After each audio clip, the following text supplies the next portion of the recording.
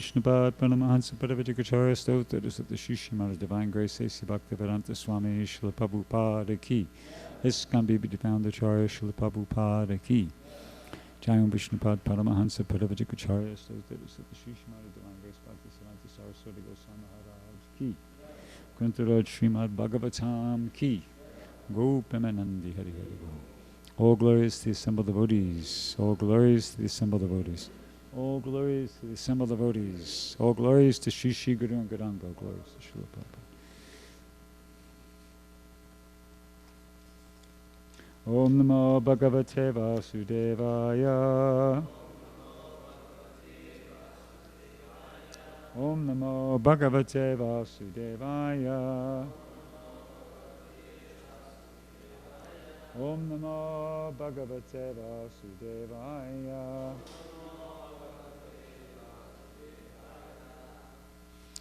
So, reading from Srimad Bhagavatam, 9th Canto, 10th Chapter, we're going to do text 4, 5, 6, 7, 8. We're going to do all the way up to,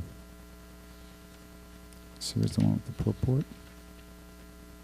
Sorry, we're just going to do up to 8. And 8 is the one we'll chant together. I'll just read the English to 4, 5, 6, and 7, and then we'll chant 8 together. Okay, so this is text 4. To keep the promise of his father intact, Lord Ramachandra immediately gave up the position of king and, accompanied by his wife, Mother Sita, wandered from one forest to another on his lotus feet, which was so delicate that they were unable to bear even the touch of Sita's palms.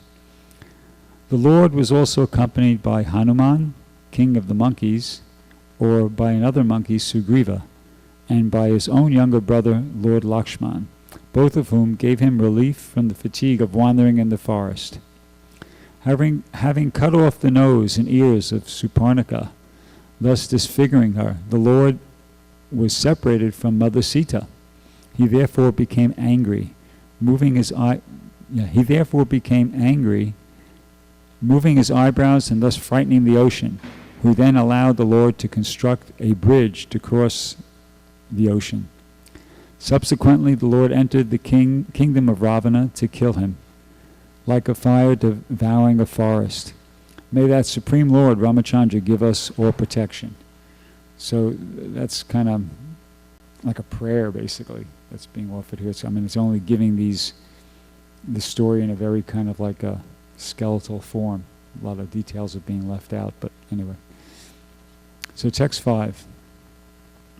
In the arena of sacrifice performed by Visvamitra, Lord Ramachandra, the king of Ayodhya, killed many demons, Rakshasas, and uncivilized men who wandered at night in the mode of darkness.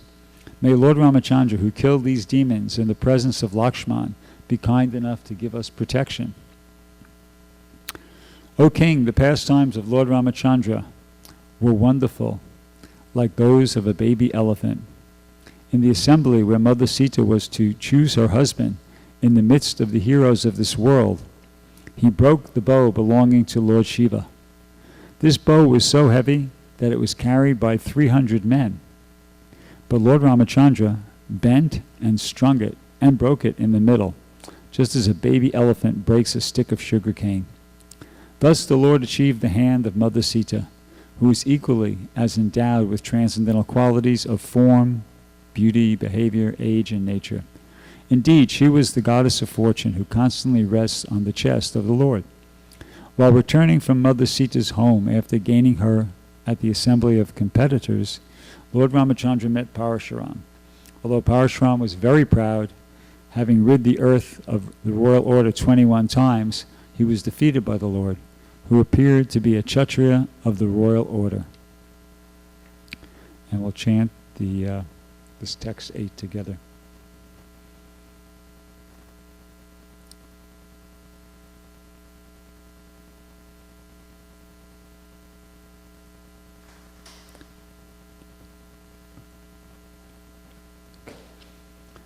Ya satya passa parivitta pito nidesham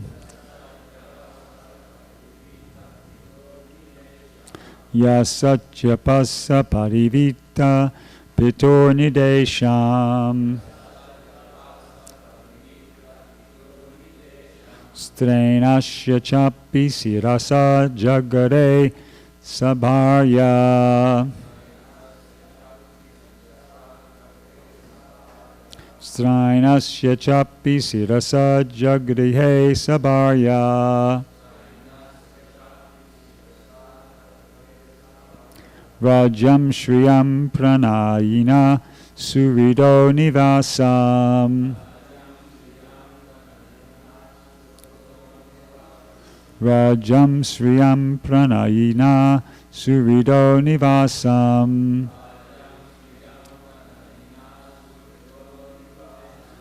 Tyaktva yayovanamasun iva mukta sangha.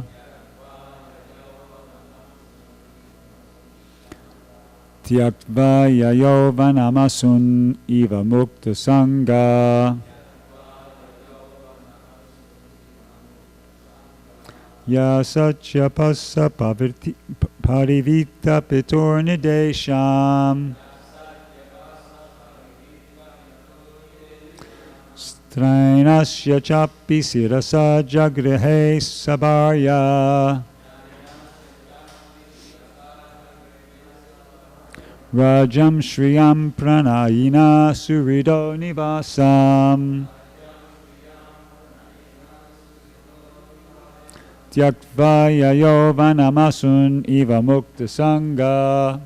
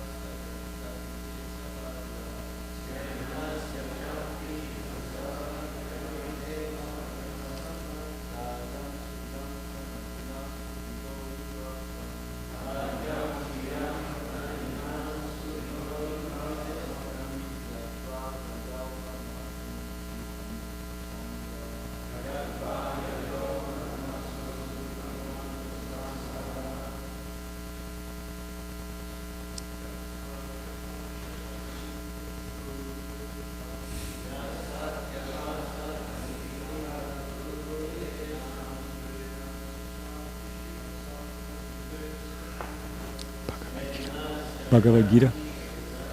Bhagavad Gita.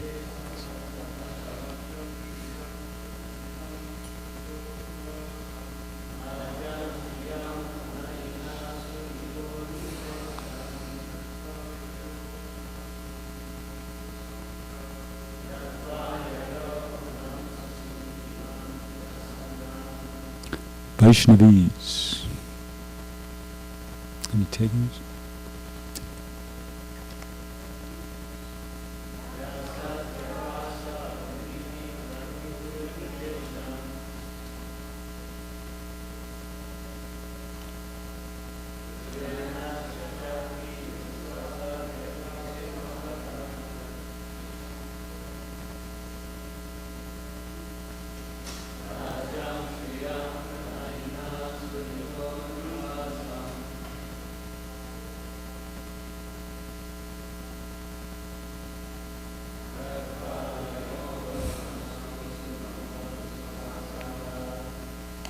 Ya Lord Ramachandra, who Satyapasa Parivita Pitu,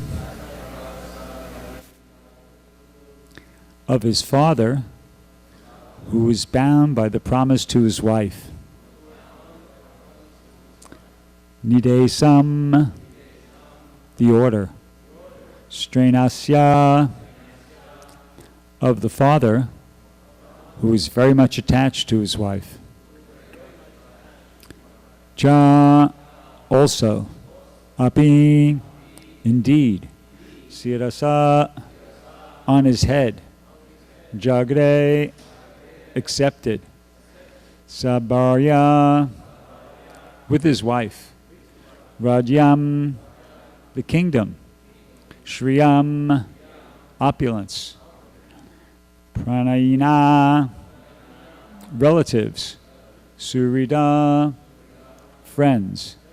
Nivasam, residence. Tyaktva, giving up. Yayo, went. Vanam, to the forest. Asun, life. Iva, like. Muktasanga, a liberated soul. Purport, translation and purport by His Divine Grace, A.C. Bhaktivedanta Swami Srila Prabhupada. Carrying out the order of his father, who was bound by a promise to his wife, Lord Ramachandra left behind his kingdom, opulence, friends, well-wishers, residence, and everything else, just as a liberated soul gives up his life, and went to the forest with Sita. Purport. Maharaj Dasarath had 3 wives. One of them, Kaikeyi, served him very pleasingly. He therefore wanted to give her a benediction. Kaikeyi, however, said that she would ask for the benediction when it was necessary. At the time of the coronation of Prince Ramachandra, Kaikeyi requested her husband to enthrone her son Bharat and send Ramachandra to the forest. Maharaj Dasarath, being bound by his promise, ordered Ramachandra to go to the forest, according to the dictation of his beloved. And the Lord, as an obedient son, accepted the order immediately. He left everything without hesitation, just as a liberated soul or great yogi gives up his life without material attraction. Om Meganatamidam Dasya Jananjana Shalakaya Chakshuna Militam Yena Tasma Shri Gurave Namaha Shri Chaitanya Bhishtam Stapitam Yena Bhutale Swayam Rupakara Mayam Dadati Swaparantikam. So, Maharaj Dasarath had, as mentioned here, 3 wives. The senior wife, the first wife, was Kaushalya, and then Sumitra, and then the youngest wife was Kaikeyi. And on one occasion, Kaikeyi did some very pleasing service to Maharaj Dasarath, and as a result he offered her these 2 boons. A little background information there. Kaikeyi was the daughter of Maharaj Ashvapati, and he was the ruler of a kingdom. I got 2 different things. One reference, one source said Pakistan, that area, and the other source said as far as west as Ukraine. But in any event, he was the ruler of that kingdom, and he was an ally of the Kosala state, which was the state that Maharaj Dasarath was, the king or emperor for. So on one occasion, Maharaj Dasarath was touring, and he visited, well, actually, just a little bit more background information. Ashvapata had, for something he did, he was offered a benediction or a boon that he could understand the language of birds. But it came with a caveat, so to speak, which was that if he told anybody else what those birds were saying, he would immediately die.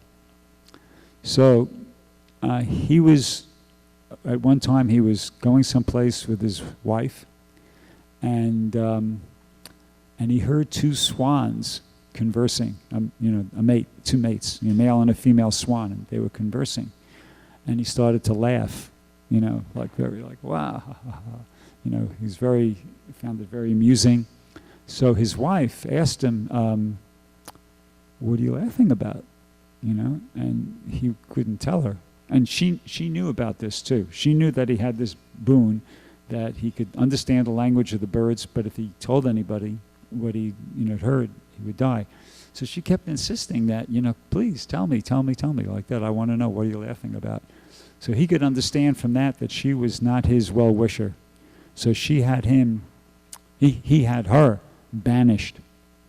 He sent her back to her parents' home. And their daughter, which was Kaikeyi, never saw her mother again. She had 7 brothers, and she was actually brought up by her wet nurse, who was Manthara, the bad guy in the story. So she was brought up by her. And so some time passed, and when she was grown up, Maharaj Dasarath was touring or whatever, and when he came to that kingdom, he wanted to marry Kaikeyi. And he, at that point, he was already married to Kaushalya and Sumitra. Neither one of them had a child. They were both childless. So he made a promise, actually, at that point, to Maharaj Ashvapati, that the son of, Kaikeyi would be the next ruler, the next king of the state or the province of Kosala. So that happened, and she became his wife. And then and Manthara came with her, because she was like her surrogate mother, and she brought her up from infancy practically, or just from young childhood after her mother was banished. But even the word Manthara, means hunchback. She was crooked.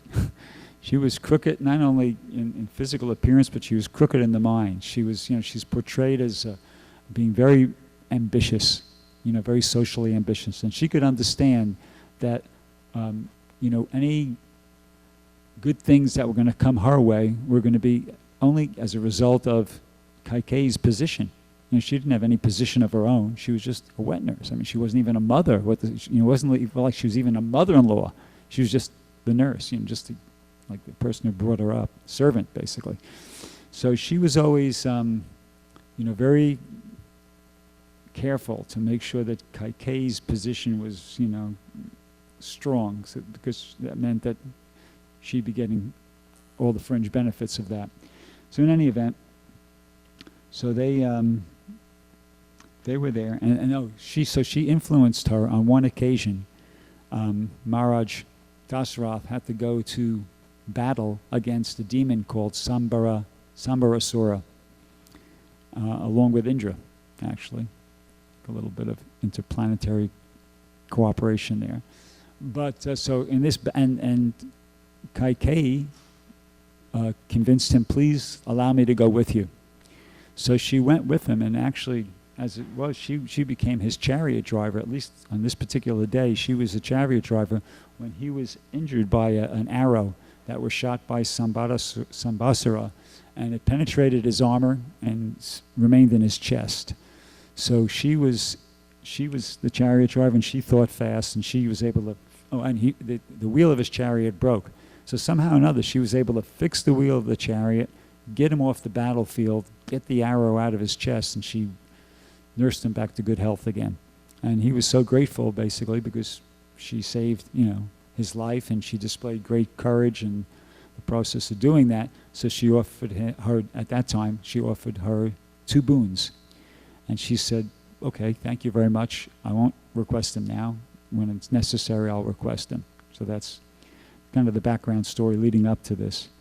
So then what happens is time passes, and when Ram was about 16 years old, he got married to Sita, and a little after that time, or right around that time, all the wives of Maharaj Dasarath eventually did have children. Mother Kausalya was the mother of Bharat, and Sumitra was the mother of Satrugna, and of course, Kaikeyi was, did I say that right? Kausalya was the mother of Ram, and Kaikeyi was the mother of Bharat, and Sumitra was the mother of Satrugna. So, and Lakshman, both, okay, I didn't realize that. So anyway, so at some point, Maharaj Ashvapati fell ill, and he requested that his son, who would be Bharat, go there. And so Bharat and both Bharat and Shatrughna left, and they for 12 years they were with him like that. And during that time, I guess Maharaj Dasarath kind of forgot his promise or whatever, but he made a decision that he wanted to, incarnate Ram. He wanted Ram to become the next king. So that was all happening, and everybody was happy about it, including Kaikeyi, who was there. She was happy about it. Everybody was happy about it. Everybody loved Ram. His brothers loved him. The other mothers loved him. He was, he was popular. But what happened was this Kaikeyi, from behind the scenes, she poisoned the mind of, Manthara, from behind the scenes, poisoned the mind of Kaikeyi and convinced her that this is not a good idea, for you to allow this to happen. I mean, actually at that time, she was kind of like the favorite queen. She was the youngest, and she was getting the most attention. But Manthara was pointing out to her that if Ram becomes, the king, then you're not the queen mother.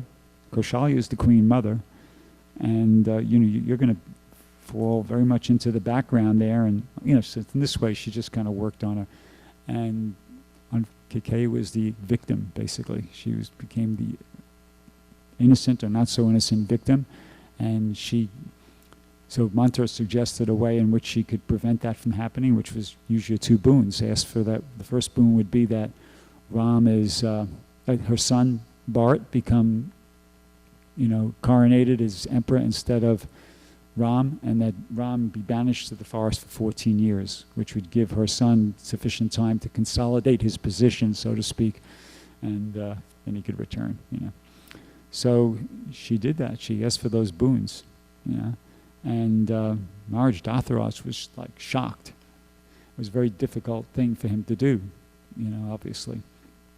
Firstly he was like, totally shocked that she was asking that. But, he made that vow. He offered those 2 boons, and maybe, I don't know, I didn't get to study it carefully enough. Maybe he also remembered that previous promise he made to Maharaj Ashwapati, but he had to grant her those 2 boons. And he had to tell Ram that please go to the forest for 14 years and like that. And it was a very difficult thing for him to do. Actually, 6 days after Ram departed to go to the forest, he passed away of broken heart, because Ram was his everything. Ram was his son, and he really loved him a lot. But he had to do that. So, and then of course, it kind of backfired a little bit, because Kaikeyi was hoping to enjoy that position of, the favorite queen, but now he'd passed, he's gone, so that, and she was rejected eventually by her own son, Bharat. He refused from that. It's said that from that point onwards, Bharat never called her mother again for the rest of his life. And the other, Shatrughna and everybody was very upset with her, and they actually, at one point, they actually tried to attack this Manthara, but Kaikeyi, talked him out of it, restrained them from doing so. But so that's kind of how the whole thing played out. So this is very interesting part of the Bhagavatam. Well, all the parts of the Bhagavatam are interesting. But one thing we can learn from this, there's like a double example here, is how important it is to follow Dharma.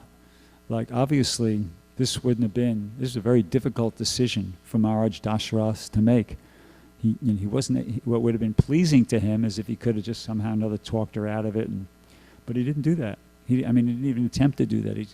The dharmic thing to do is, I made this, I got to keep my word. I got to keep my word. I promised the 2 boons, and now I got to do it. And he did it. And it was so difficult for him. The proof that it was difficult for him was so difficult for him that, basically a week or 2 later, he died of broken heart because of what he had to do. See? But he did it. So, and Ram, of course, Ram is the Supreme Personality of Godhead, but he's playing the role of an ordinary human being here. So he also had to do something very difficult. He was about to be coronated king, He didn't protest. There's no mention of him saying, what are you talking about, Dad? You know, I mean, this is ridiculous, crazy. And she's just, no. Yes, that was the order of his father. He just accepted it, you know, very, you know, in the proper spirit, and he went off like that. So, yeah, this is actually tapasya. This is actually tapasya. Tapasya is voluntarily accepting some inconvenience to the mind, to the body, for the purpose of making spiritual advancement. And this is, you know, an example. This is an example of that right here. This is the real tapasya, not being in a ring of fire or being up to the neck in freezing cold water. This is tapasya, and this is really the essence of devotional service. You know, to be able to make these tough decisions. Would have been a very difficult thing for him to do, but he did it because that's what he knew it was the right thing to do. So he did the right thing rather than what was the pleasing thing. And it's penance. It's, you know, tapasya. It's just another way of referring to the same thing. So Krishna says, it's in the second canto of the Bhagavatam, that this penance is you know, it's the essence of devotional service. It's non-different from himself. There's one verse like that in the second canto of the Bhagavatam. And yeah, so, and this is one of the big main lessons we learn from the Srimad Bhagavatam. Actually, we're being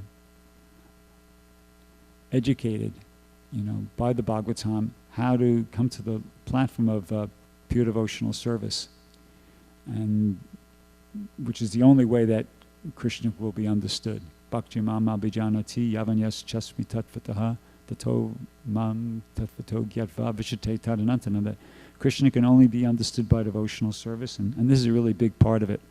You know, performing this tapasya, or in other words, making the decision to do the right thing rather than the pleasing thing. Okay? There's various examples that kind of, or metaphors that can, you know, describe this a little bit. Radhanath Maharaj is fond of, he uses that example of there's the good dog and the bad dog. And he mentions, you know, he heard this from some other person, but the idea is that within every person there's the good dog and the bad dog.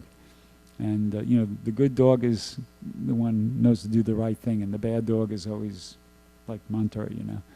And they're always, there's a constant, like, fight between the two of them.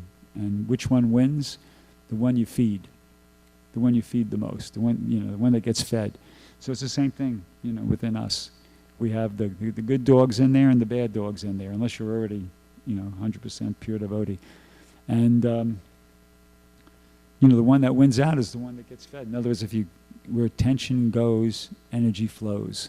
So if you give attention to the bad dog, if you're listening to the bad dog, then that's going to eventually be our ruination. And if we give attention to the good dog and neglect the bad dog, then that'll eventually be what is, you know, the cause of our elevation.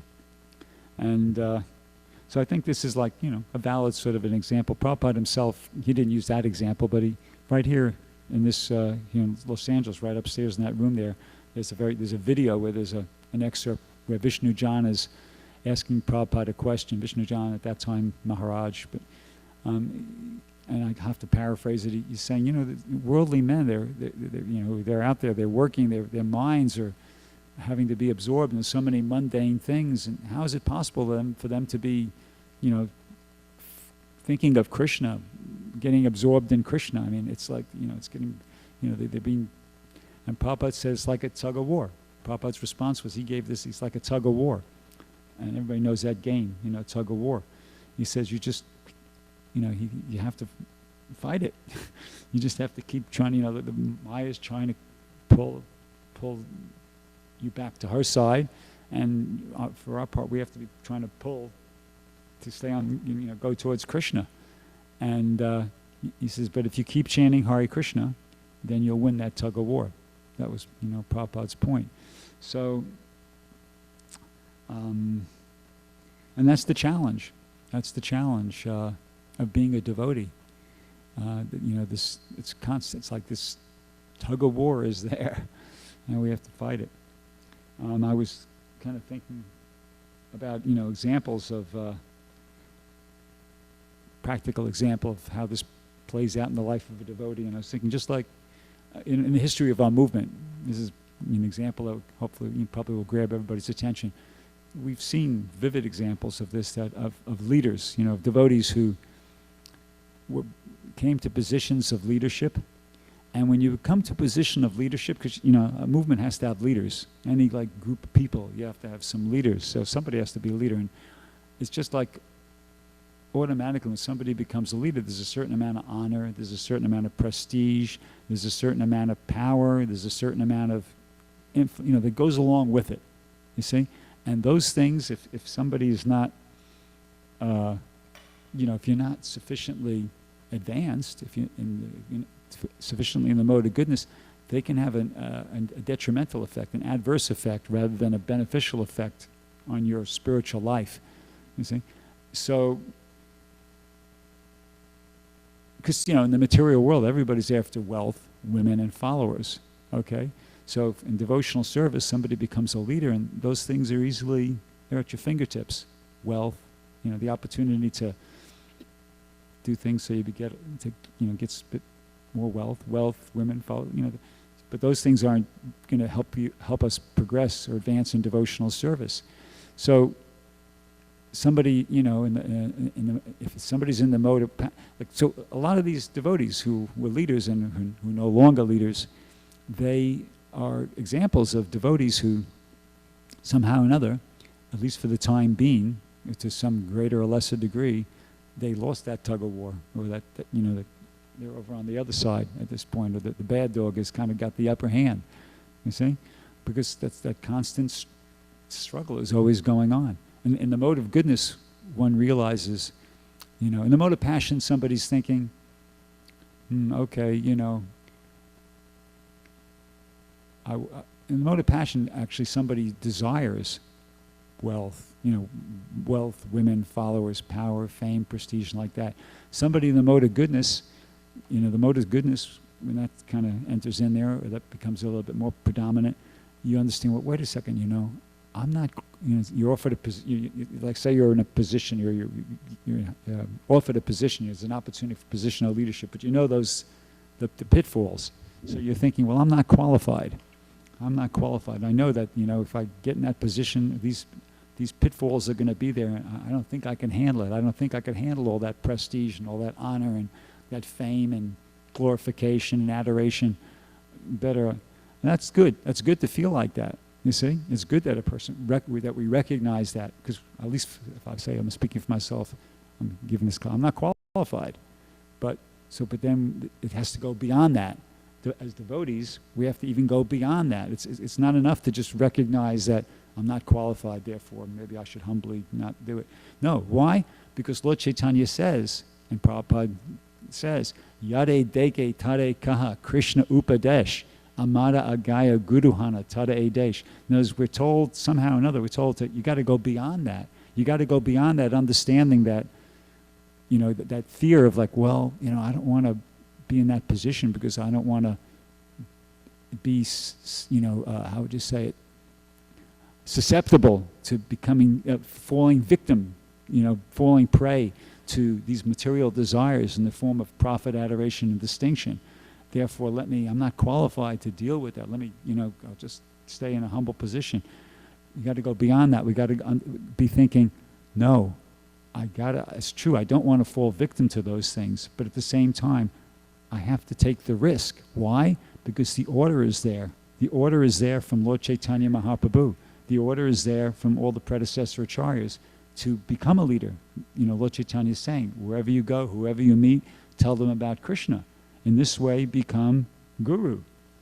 Become guru and deliver everybody in this land. You see? So beyond the mode of passion, beyond the mode of goodness even, is pure goodness. And in pure goodness, the person's thinking, the devotee is thinking, and this is really where we all have to go sooner or later, right? Okay? The devotee's thinking, I'm not qualified to do this. I'm not qualified to step up to the plate, to do that type of service. But the order is there. The order is there from the spiritual master. The order there is from, so I have to try to do it, and simultaneously I have to try to try. I have to try to do it. I have to try to avoid becoming victim, to these these forces which can, destroy, throw me off devotional service. And when those things come, I have to understand that it's all, it's Krishna. It's, if any profit, profit, adoration, honor is coming my way, it's all by Krishna's mercy. It's not, I'm not doing anything. In other words, one has to, go beyond that. One has to take the risk of, being criticized, of not being proud. Who does this person think he is? He's accepting such high position, and you have to do it for the pleasure of Guru and Gauranga, like that, even at the risk of, falling down, even at the risk of being criticized. And actually, these devotees who were early leaders in our movement, I see them in that light. I don't see them as like evil people who are, materially motivated right from the get-go, and these guys didn't have a good bone in their body. No, I see them as great souls, and Prabhupada gave them that opportunity. They tried to do what they could. Some have been successful and gloriously continued this. Others have kind of had some stumbling a little bit, but I don't know. There's this expression: better to have loved than lost than never to have loved at all. Or another English expression is nothing ventured, nothing gained. The first one was a Shakespeare one. Nothing better to have loved than lost than never to have loved. In other words, they made it. They did what Prabhupada wanted. Prabhupada wanted leaders, and they took up they took it up, and they tried to be leaders to the best of their ability. And so that's glorious. That's glorious. And even they fell prey to some of these things like of profit, adoration, distinction, material desires. At least they made that attempt. And there's one nice sentence here in the Bhagavad Gita I'll read, and I'll end the class on that note. Prabhupada's chapter 6, text 3, in the purport, Prabhupada says, the process of linking oneself with the Supreme is called yoga. It may be compared to a ladder for attaining the topmost spiritual realization. Okay, so that's what we're trying to do. We're trying to attain the topmost spiritual realization. Okay? It says here, this ladder begins from the lowest material condition of the living entity and rises up to perfect self-realization and pure spiritual life. So this is a ladder. We're being offered to, come on, get on the ladder. And it's not easy to go from the lowest material condition of the living entity to perfect self-realization just like that. So somebody might, have to stop on the ladder for a bit, or fall off the ladder and get back on the ladder. But the idea is that, it's a progressive thing. And it's possibly a multiple life program. This becoming a pure devotee, coming to what Prabhupada says is a perfect self-realization and pure spiritual life, very possibly a multiple life program. It seems like that's the case. So all these devotees, and ourselves included, we've made a start. We could look at it like that. Some are maybe way, higher on the ladder than others, and some are maybe going to finish up in this lifetime, and others of us will, finish up what we didn't do in this lifetime and in next lifetime or future lifetime, like that. But it's definitely what we have to do. It's what we have to. This is the issue we have to address. Coming to this perfect self-realization and pure spiritual life, pure devotional service, and we're going to try to do it in this life. And if we can, wonderful. And if we can't, we're going to make some progress. And whatever progress we make, that's in our spiritual bank account. And then we will have that as backing us, that strength backing us when we start up again in our next lifetime to finish up what we didn't finish off, what we didn't finish in this lifetime. So I'll stop there. Anybody have any question? Yeah. Dr. Roger.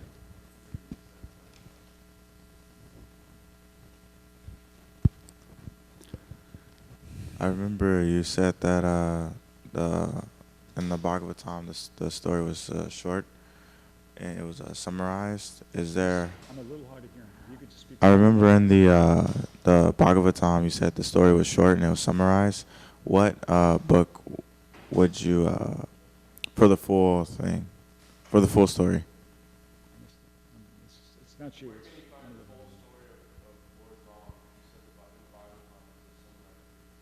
Yeah, it's a very, what we were reading there was almost like an invocation. It was kind of like the first few verses of the chapter.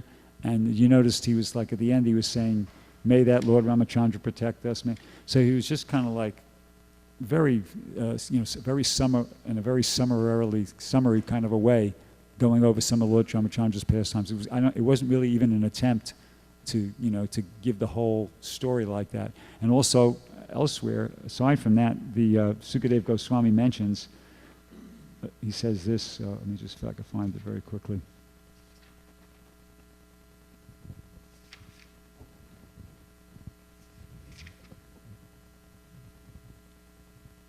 Yes, yeah. Because this is Sukadeva Goswami saying, speaking to Maharaj, because he says, because you have heard again and again about Lord Ramachandra, the husband of Mother Sita, I shall describe these activities only in brief. Please listen. So, this is not an attempt at this particular part of the Bhagavatam to, describe the whole thing. He's for those two reasons. One is just the beginning of the chapter. He's just offering some prayers, and also he knows that Maharaj Pariksit is well aware of the pastimes of Lord Ramachandra, so like that. But the Ramayana is actually the Vedic literature which gives the comprehensive description of the pastimes of Lord Ramachandra, and there are different editions of that are, devotees can read. Ramayana is the name of the literature. Yamala Bhakti Prabhu. Excuse me. First, thank you very much for a nice overview of the Ramayana, at least the early parts of it. Very instructive, and some of the insights that you gave further were enlightening. How it can apply to us, how we can utilize it. There was just one point I wanted to add because it went by rather quickly, and that had to do with King Dasarath dying. It wasn't only that he died of a broken heart, which is true, but there is a whole story behind that, and the story behind it is very fascinating. And it also is highly instructive for us. The story behind it was that when the King Dasarath was quite younger, and he went out hunting one night, and he wanted to test to see if he could shoot an animal by sound. He had that power. But like any archer, you have to keep up your practice in order to be able to accomplish a particular result like that. So one night he went out, and he heard the slurping of water in the distance, and he assumed that it was an elephant drinking water, and he would simply shoot at the elephant and kill it.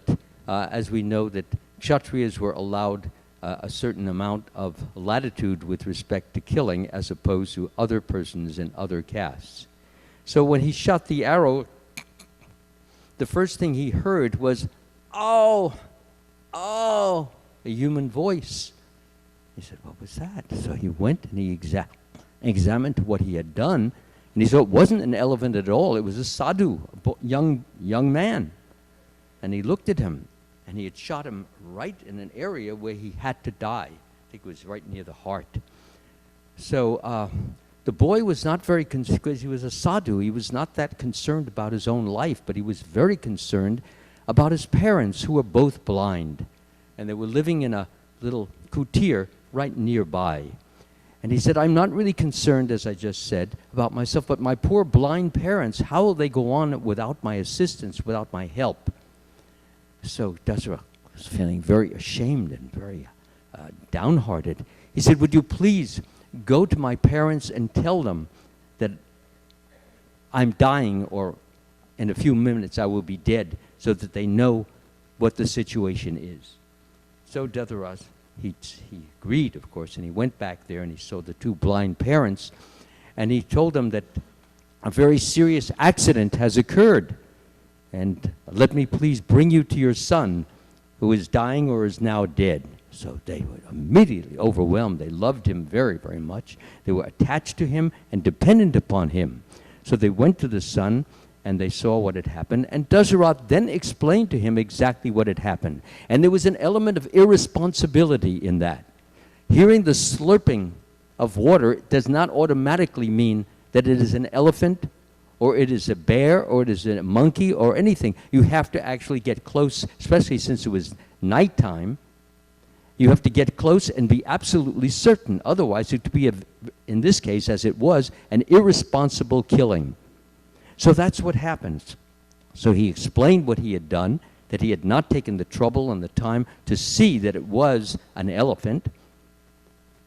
And the father, who was overwhelmed, he said, well, he said, had you not told me this, I would have cursed you as you could never even imagine. Remember, these two, husband and wife, are very advanced yogis who are blind, living in that little ashram there. He said, however, I will minimize the curse that I will give you. One day in the future,